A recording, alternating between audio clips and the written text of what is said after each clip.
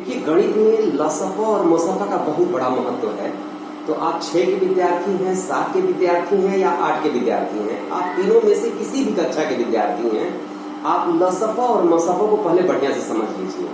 देखिए, एक जैसे उदाहरण मैं ले रहा हूँ, जैसे एक संख्या मैं 5 लिख रहा हूँ और अब मैं आपसे ये पूछ रहा हूँ कि आप वो संख्याएं बताइए जो 5 से कटती हो। ठीक है, तो अब कुल मिलाकर के 5 का पहाड़ा तो याद होगा ही।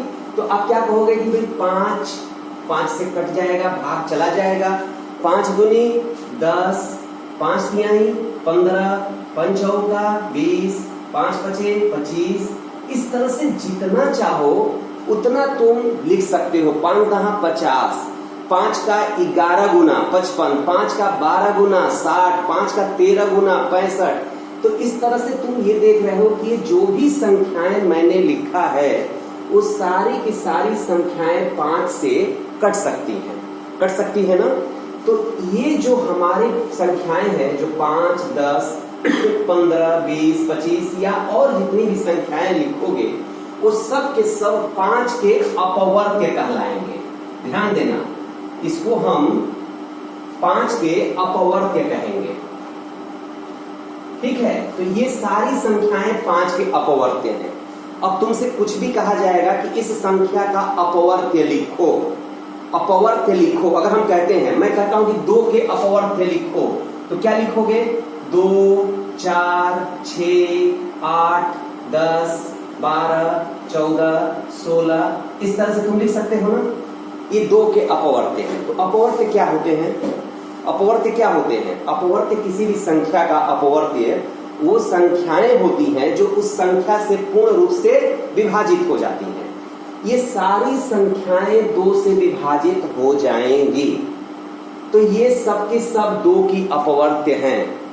ये सारी संख्याएं 5 से विभाजित हो जाएंगी, तो ये सब के सब 5 के अपवर्ग हैं। ठीक है, तो किसी भी संख्या के कितने अपवर्ग हो सकते हैं? तुमको क्या लगता है कि किसी संख्या का जो अपवर्ग होगा उसकी संख्या कितनी हो सकती है? तो ऐसे 5 के कितने अपवर्ग हो सकते हैं? तो तुम्हारा क्या उत्तर होगा? भाई, इस तरह से तो अनंत हम लिख सकते हैं, जितना चाहे उतना लिख सकते हैं। तो किसी भी संख्या के अनंत अपवर्ग हो सकते हैं। समझ रहे हो ना? 5 का 1000 गुना, अब 5 का 10,000 गुना, ये सारी की सारी संख्याएं हमारी 5 से विभाजित हो जाएंगी पूरा। तो वो सब के सब हमारे 5 के अपवर्ग हो गए। तो अपवर्ग तो एकदम स्पष्ट हो गया ना कि अपवर्ग किसे कहते हैं। ठीक है, किसी भी संख्या का अपवर्ग लिखना होगा तो लिख लोगे। करना क्या है? पहाड़ा पढ़ना है ना, पहाड़ा पढ़ना है। 10 तक का तो अपवर्ग खूब आराम से लिखोगे। 20 तक पहाड़ा तुमको याद है, तो 20 तक की संख्याओं के 10 अपवर्ग तो तुम आराम से लिख सकते हो। ठीक है, और उसके आगे की बड़ी संख्या है तो उसका अपवर्ग लिखना है तो गुणा करके लिख लो भाई। जैसे एक बड़ी संख्या हम लिख रहे हैं, जैसे हम कह रहे हैं कि चलो भाई ये 24 का अपवर्ग बताओ, तो 24 का एक अपवर्ग तो स्वयं 24 होगा ही होगा, क्योंकि कोई भी संख्या स्वयं से विभाजित होती ही है एक बार। अब 24 का दूसरा अपवर्ग क्या होगा? तो दूसरा अपवर्ग प्राप्त करने के लिए 24 को 2 से गुणा कर दो। तीसरा अपवर्ग ज्ञात करने के लिए 3 से गुणा कर दो। चौथा अपवर्ग ज्ञात करने के लिए 4 से गुणा कर दो। पांचवा अपवर्ग प्राप्त करने के लिए 5 से गुणा कर दो। तो इस तरह से जो है तुम जितना चाहो उतना अपवर्ग किसी संख्या का लिख सकते हो। तो ये हमारा अपवर्ग होता है। ठीक है, अपवर्ग समझ में आ गया। अब देखो, इसको तुमको अगर एक लाइन में बताना है तो क्या बताओगे? तो वह संख्याएं जो किसी दी गई संख्या से पूर्ण रूपेण विभाजित हो जाती हैं, उसे दी गई संख्या का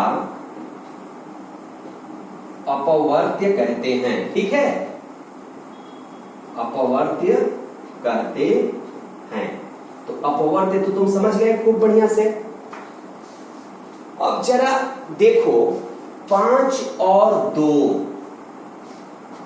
5 के अपवर्त्य तुम्हारे सामने हैं, 2 का अपवर्त्य भी तुम्हारे सामने है।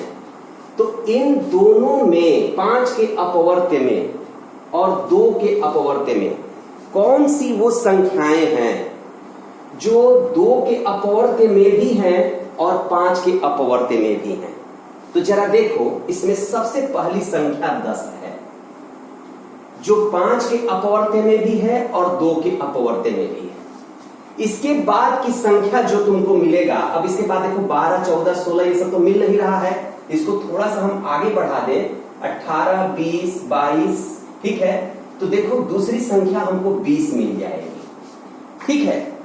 तो अगर तुमने 5 के अपवर्त्य लिख दिया, तुमने 2 के अपवर्त्य लिख दिया, अब ऐसे संख्याओं को हमको चुनना है जो 5 में भी सम्मिलित हैं और 2 में भी सम्मिलित हैं, ठीक है। तो उसको हम समापवर्त्य कहेंगे, ठीक है। इसको हम, तो अब देखो, अब यहां पर हम कहेंगे कि 5 और 2 का समापवर्त्य, दोनों में उभयनिष्ठ कौन कौन से अपवर्त्य हैं? 5 के अपवर्त्य और 2 के अपवर्त्य में उभयनिष्ठ, यानी कि दोनों में हैं, वो संख्याएं कौन कौन सी हैं? तो उसको हम कहेंगे 5 और 2 का समापवर्त्य। तो समापवर्त्य कौन कौन सी हैं? अभी तक जो तुम लिखे हो उसमें तुमको 10 दिख रहा है, 20 दिख रहा है, और आगे बढ़ोगे, गुणा करते हुए लिखोगे तो इसके बाद तुमको 30 मिलेगा, 40 मिलेगा, 50 मिलेगा, ऐसे पता चलता जाएगा। अब तुम सोचोगे कि अरे भाई हमने कैसे लिख दिया, हम तो लिखे नहीं है पूरा। तो एक बात बता दे रहे हैं, देखो, तुम एक को पता किए, दूसरे को पता किए, तो दूसरा पहले का दुगुना है ना, तो 3 गुना, 4 गुना, 5 गुना, 6 गुना, वो सब के सब मिलते जाएंगे, सब दोनों में सम्मिलित होंगे। तुम लिख करके देख सकते हो, ठीक है। तो अपवर्त्य के बाद समापवर्त्य क्या होता है, ये बात एकदम समझ में आ गई। तो अब समापवर्त्य 2 या 2 से अधिक संख्याओं का होगा, अपवर्त्य किसी एक संख्या के लिए होता है और समापवर्त्य 2 या 2 से अधिक संख्याओं के लिए होता है, ठीक है। तो 5 और 2 का समापवर्त्य 10, 20, 30, 40, 50, इस तरह से ये भी अनंत मिलेगा, इसकी भी संख्या अनंत होगी। जितना तुम समापवर्त्य 2 और 5 का लिख सकते हो, बहुत ज्यादा संख्याएं लिख सकते हो, इसकी कोई सीमा नहीं है, ठीक है। अब जरा एक चीज देखो कि 5 और 2 कि जितने भी तुमने समापवर्त्य लिखे हैं उसमें सबसे छोटी संख्या कौन सी है? उसमें सबसे छोटी संख्या, तो उसमें सबसे छोटी संख्या क्या है? 10 है। उसमें सबसे छोटी संख्या 10 है। तो इस 10 को 5 और 2 का, ठीक है, हम कहेंगे लघुत्तम। लघु माने छोटा होता है ना, लघु माने छोटा, तो लघुत्तम मतलब सबसे छोटा। तो लघुत्तम समापवर्त्य, तो लघुत्तम समापवर्त्य हमारा कितना हुआ? 2 और 5 का, ये हमारा 10 हो गया। बात समझ में आ गई? तो लघुत्तम समापवर्त्य जो हम पढ़ते हैं, ठीक है, या जो हमको पढ़ना है, हम इसकी जरूरत बहुत ज्यादा है, भिन्नों के जोड़, घटाना, गुणा, भाग वगैरह में हम इसका प्रयोग करते हैं, ठीक है। तो इसका ज्ञान होना चाहिए, 6, 7, 8 के 3 माने हर क्लास के विद्यार्थियों को इसका ज्ञान होना चाहिए। तो लघुत्तम समापवर्त्य हम कैसे निकालते हैं, इसमें हमने 3 चीजें बताया, तीनों को अलग अलग खूब बढ़िया से समझना। अपवर्त्य, समापवर्त्य और लघुत्तम समापवर्त्य। तो अपवर्त्य किसी एक संख्या का होगा, एकदम क्लियर हो जाओ, अपवर्त्य किसी एक संख्या का होगा, ठीक है। और अपवर्त्य होता क्या है? तो जो संख्या का अपवर्त्य हमको पता करना है, उस संख्या का हम क्या करते हैं? गुणा लिखते हैं, 1 गुना, 2 गुना, 3 गुना, माने वो संख्याएं जो किसी संख्या से पूरी पूरी विभाजित हो जाती हैं, वो अपवर्त्य कहलाती हैं, ठीक है। अपवर्त्य समझ में आ गया, अपवर्त्य किसी एक संख्या का होता है। समापवर्त्य 2 या 2 से अधिक संख्या का होता है। तो 2 या 2 से अधिक संख्याओं का समापवर्त्य लिखना है तो सबके अपवर्त्य अलग अलग लिखिए और उसमें देखो कि दोनों में या तीनों में उभयनिष्ठ संख्याएं कौन है। ऐसी कौन सी संख्याएं हैं जो दोनों में हैं, या 3 है तो तीनों में है, वो सब के सब समापवर्त्य कहलाएंगे। और उसमें जो सबसे छोटा मान होगा उसी को हम लघुत्तम समापवर्त्य कहेंगे। बात एकदम स्पष्ट हो गई। तो अब जो है अपवर्त्य, समापवर्त्य और लघुत्तम समापवर्त्य क्या होता है, अब इसको कैसे निकाला जाता है, ठीक है, कैसे ज्ञात किया जाता है। तो आओ इसका हम सबसे आसान तरीका तुमको हम बता रहे हैं कि दो या दो से अधिक संख्याएं दी गई हैं तो उसका हम लघुत्तम समापवर्त्य कैसे निकालेंगे, ठीक है। तो अब देखो बेटा, इसको मैं यहां से हटा रहा हूं। तो एक तो तरीका तुम्हारे पास है कि जिन दो या दो से अधिक संख्याओं का लघुत्तम समापवर्त्य निकालना है उन सब सारी संख्याओं का अपवर्त्य लिखो, फिर उसके बाद समापवर्त्य निकालो और फिर उसके बाद लघुत्तम समापवर्त्य निकालो। एक तो तरीका ये है। दूसरा तरीका मैं बता रहा हूं, एक छोटा सा उदाहरण मैं ले रहा हूं। चलो हम ले रहे हैं एक संख्या 10 है और एक संख्या 12 है, ठीक है। इसका लसप हमको ज्ञात करना है, ठीक है। संक्षिप्त रूप में इसको लसप कहते हैं, ठीक है, लघुत्तम समापवर्त्य, ठीक है। अब लसप निकालना है तो देखो सबसे आसान तरीका ये है, क्योंकि काम करना है हमको, ठीक है। लसप कैसे निकाला जाएगा, तो इसके लिए क्या करो कि 10 और 12 के तुम गुणनखंड करो, उसका गुणनखंड निकालो। कहने का मतलब यह है कि पहले 10 का गुणनखंड निकालो। देखो कि 10 की छोटी से छोटी संख्या सोचो किससे ये कट सकता है। तो एक से तो सारी संख्याएं कटती हैं, इसलिए एक का कोई मतलब नहीं है, ठीक है। एक से सारी संख्याएं कटती हैं, एक से बड़ी संख्या तुमको सोचना है। तो ये 2 से 10 कट जाएगा ना, तो 2 से ये कटेगा 10, 2 5 10, ठीक है। 5 बार गया, 2 5 10, तो 10 को 2 से भाग दोगे तो 5 आएगा, यानी कि 2 इसका एक गुणनखंड है, ठीक है। उसके बाद 5 किससे कटेगा भाई, तो 5 जो है 5 ही से कटेगा, ठीक है। कोई भी संख्या 1 से और स्वयं से तो कटती ही कटती है। तो 5 से छोटी कोई ऐसी संख्या नहीं है जो 5 को विभाजित करती हो, वो स्वयं 5 है, ठीक है, 1 को छोड़ करके। तो अब यहाँ पर ये 5 से 5 को भाग देंगे तो 1 आ जाएगा। तो कहने का मतलब कि भाग की क्रिया तब तक करते रहो जब तक कि 1 नहीं आ जाता। तो 10 के 2 गुणनखंड हैं, 2 और 5, ठीक है। तो तुम पहले लिख लो इसका 2 गुणे 5 लिख लिया हमने, 10 का गुणनखंड हमने कर लिया। अब तुम 12 का गुणनखंड करो, 12 का गुणनखंड हम करने जा रहे हैं, ठीक है। तो ऐसे ही तुम 12 के खंड देखो कौन कौन से मिलेंगे तुमको, ठीक है। तो एक के बारे में हमको विचार करना ही नहीं है, ठीक है। तो अब ये भी संख्या 2 से कट जाएगी, 2 6 के 12, ठीक है। अब 6 के बारे में सोचना है तो ये भी 6 भी 2 से कट जाएगा, 2 3 6। अब 3 के बारे में सोचना है तो 3 से ही कटेगा। अब 2 से तो कटेगा नहीं है, 1 से तो सारी संख्याएं कटती हैं, 1 पर हमें विचार ही नहीं करना है। तो ये 3 से कटेगा, 3 1 में 3। तो 12 के गुणनखंड हो गए 2 गुणे 2 गुणे 3। तो अब यहाँ पर 12 के गुणनखंड लिखो 2 गुणे 2 गुणे 3, ठीक है। अब काम क्या करना है तुमको, यहाँ पर ल स प निकालने के लिए कि अब देखो इन दोनों में जो जो उभयनिष्ठ हैं, जो जो दोनों में उपस्थित हैं, ठीक है, उसको तुम एक बार लिख लो। तो जैसे देखो 2 यहां भी है और 2 यहां भी है, हमने 2 को एक बार लिख लिया, ठीक है। उसके बाद 5 केवल यही है, इसमें नहीं है, और 1 2 और 1 3 भी इसमें है, इस खंड में है, 12 के गुणनखंड में है, ठीक है।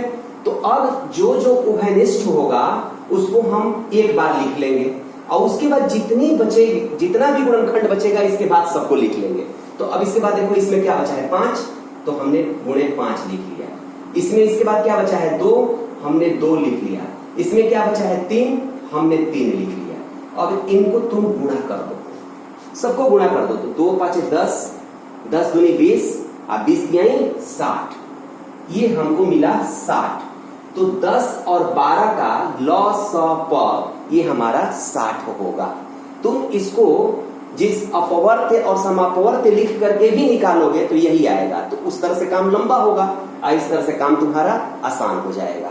बात एकदम समझ में आ गई, लसप एकदम समझ लिए, ठीक है। एक उदाहरण और ले लेते हैं। चलो एक हम एक संख्या ले रहे हैं 20 और दूसरी संख्या ले रहे हैं 24, ठीक है। 20 का तुम गुणनखंड करो, तो ये 2 10, 2 से भाग दोगे 10, 2 फिर 10 को भाग दोगे तो 5 गुणे 5, 2 दूनी के 4 5 20। 20 के गुणनखंड करोगे वैसे ही तो इसका गुणनखंड ये होगा। अब 24 का गुणनखंड करो, 2 12, 2 12 को 2 से भाग देंगे क्या होगा 6, फिर 2, 3 और गुणे 3। इसको गुणनखंड करके तुम देख लो, 2 दूनी के 4, दूनी के 8, 3 के 24, ये हो गया। अब हमको लिखना है ल स प। अब देखो दोनों में कौन कौन से हैं, तो 2 और 2 दोनों में है, फिर 1 2 इसमें भी है, इसमें भी है, तो दोनों में है तो एक बार लिखेंगे, ध्यान देना है। 5 यहां है, इसमें नहीं है, तो 5 को लिख लें हम। फिर उसके बाद 1 2 इसमें है, बचा है, इस 2 को भी लिख लिया। अब 3 भी एक बचा है, इस 3 को भी हमने लिख लिया। अब इस सब को हम क्या कर देंगे, गुणा कर देंगे। तो 2 दूनी के 4, 4 5 20, 20 दूनी 40 और 40 तिहाई 120, तो ये हो गया 120। तो ये हमारा 120 लॉ स प किसका, 20 और 24 का हुआ।